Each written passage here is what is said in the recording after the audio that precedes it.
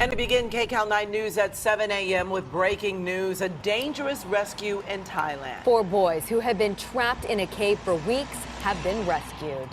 The clock is ticking and rescuers are racing against Mother Nature to save the other young soccer players and their coach. KCAL 9's Joy Benedict joins us live in studio with the latest. Joy, a lot of happy folks this morning. So many happy folks. I don't know about you guys, but this is something that I've been captivated with for the last couple of weeks now. A lot of folks watching, hoping and praying that these boys were going to be out alive, and that is exactly what has happened today, at least a few of them. So what you're looking at right now is a double box. One is a live picture of the hospital. The other is the ambulances first arriving there, and as well as the helicopter as it transported that first group of soccer players out of that cave in Thailand.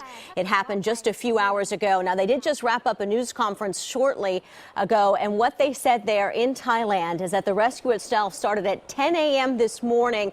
They're in local time there. They expected the first rescue attempt to take maybe 11 hours. They were able to bring those first group of boys out in about 8 hours, which is certainly good news because it means they were able to do it faster than expected.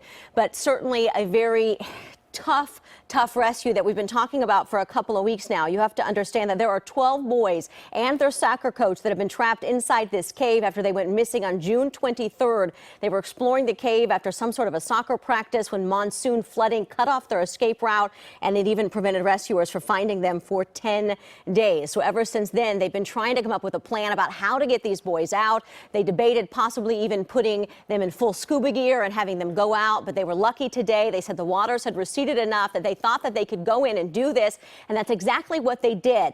Now, there's a lot of divers that are out there. There are 13 foreign divers as well as 5 Thai divers that are all part of this rescue attempt, and they had to make sure that they had 2 divers for every child in that cave. They were wearing full masks when they came out. They had the media leave yesterday just in case. They didn't want any video of these boys coming out, obviously preparing for the worst, but that didn't happen. They were able to pull all 4 boys out alive about 8 hours after they first went in. They came out at about every 10 minutes or so.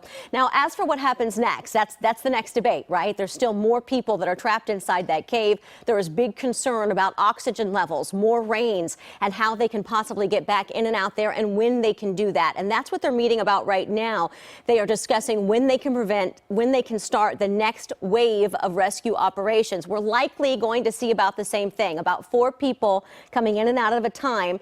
That means that's going to take at least 3, if not 4 rescue attempts, and you got to have downtime in between. So they expected this whole thing to take about 3 to 4 days. So they may get some rest tonight and start back up again tomorrow morning. But that's what they're deciding right now as we speak in this meeting. So certainly just an ongoing story, one that has really captivated the entire world as we are hoping and praying that these young kids and their coach come out alive. And of course, praying for the safety of those divers who are risking it all to go in and out of that cave over and over again to provide them with the supplies that they need. And now hopefully that rescue to take them home to their families. Guys. All right.